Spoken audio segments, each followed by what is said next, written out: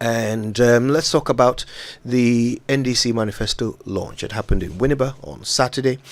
And, well, Akomeah, now we know what the NDC has in store for the country. We know what their plan is to move Ghana forward if they win the election. Tell me, what was the best part of it for you?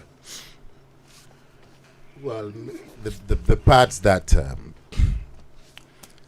also reflected in the NPP manifesto, those parts are parts that I can say that I like. A lot of the parts that are also not in the NPP manifesto, many of them are just slogans and intentions without any effort to show us in concrete terms how they will be achieved. You take this famous or infamous 24-hour economy that they talk about.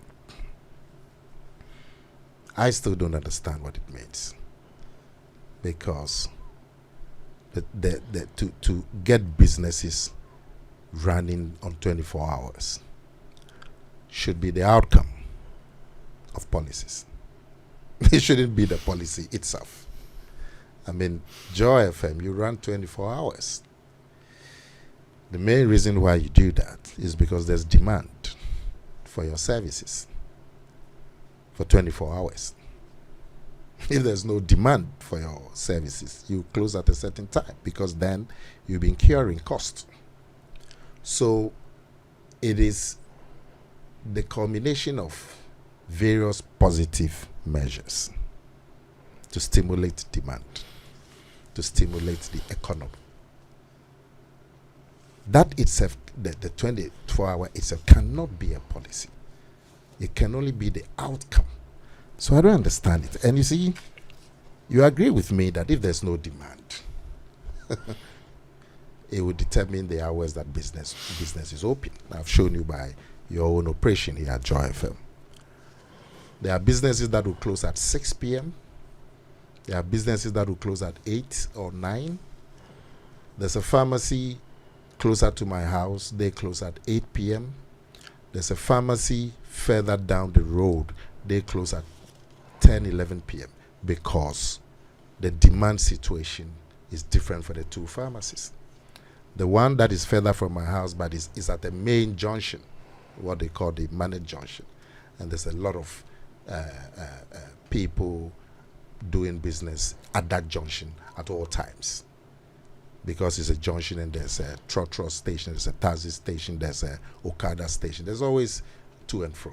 So the businesses that operate at that junction, they close very late because of the demand situation. The businesses that operate further down the road, they close early because of the same demand situation. And these are just half a kilometer apart. So you cannot decree a 24-hour operation. It's the demand that is important.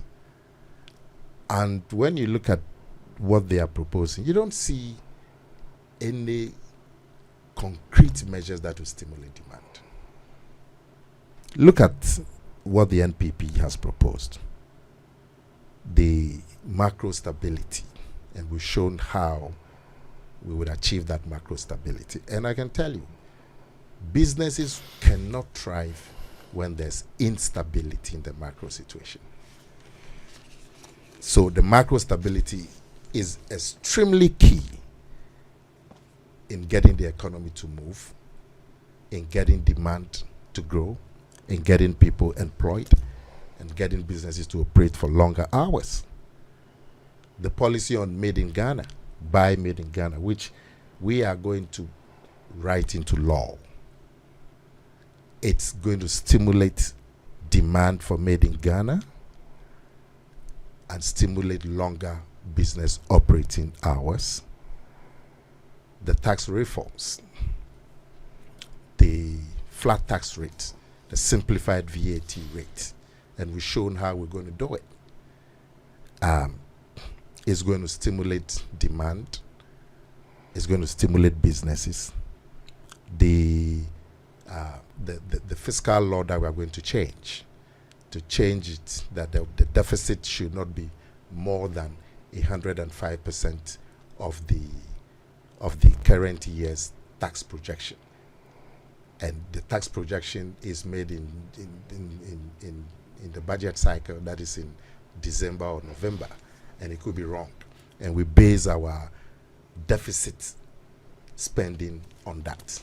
Bawumia is saying that we would amend it and fix the deficit to the previous year's tax revenue, which is known, so that the room for miscalculation will be gone. And so it will limit our propensity to spend more than we earn, which has been a major problem that we know. This offloading of about 3% of GDP to the private sector to engage in commercially viable services, including infrastructure, that will reduce government expenditure and help us to stay within the fiscal bounds and help us to stabilize the economy. It will also lead to an expansion in opportunities for the private sector that is going to stimulate demand in construction, that is going to stimulate business operating hours, that's going to stimulate employment and so on. The aggressive import substitution that Bawumia is going to embark on, the cheaper power, because cost of business, a lot of it depends on the cost of power. Bawumia is going to bring in about a third of our electricity or power demand is going to be provided for by solar. And solar is cheaper than even water. I mean, the mix of power that we have today is water and hydro, which is water, and the thermals. The hydro is about 6 American cents an hour. The thermals are about 15 cents an hour. It makes the cost of electricity very high. Solar is even much cheaper than, and if you have 2,000 megawatts over 4 years of our power supply coming from solar, that shows you the average cost of power will come down, and that will stimulate business. The increase in police numbers, which we've already seen, is ongoing, is going to enhance security and all of that. So when you look at stimulating business, stabilizing the economy, you look at what the NPP intends to do, you can see that it's going to generate more business operating hours than what the NDC is proposing. And my last point on this is that, what is the credibility? The question that every Ghanaian should ask themselves is that, what is the credibility of John Mahama? Because many of the things that he's saying today, he told us the same things in 2012 when he became the president after the unfortunate loss of the sitting president. And when he was campaigning, you look at the presidential debates, the one that we had in Accra, the one that we had in Tamale. Many of the things that he's saying today, that he says is that's what's going to bring, that's 24 hours. He told us the same things, and if we have time, I'll go through them one by one. He told us the same things in 2012. We gave him the opportunity. He had the best opportunity of any first-time president in this Fourth Republic. Every first-time president usually got 4 years. And then based on the assessment of the work they did, they were given another 4 years. John Mahama is the only one who got longer time than any other president. He got 4.5 years. And he's the only president whose mandate was not renewed. So he didn't perform on his promises, on the projections he had given to Ghanaians in 2012, and the things that he said. He didn't perform. He's now saying the same thing. So where is the credibility? In Akan, we say that aye boafo ene etwane so ana aye bida ne etwane so. It's your record that determines the further responsibility that's given to you. Your record is poor. Your record is dismal. Your record is and if let me just take 2 seconds to read one review of ISA reported on Mind Journal. To be the last point, so that Hassan can.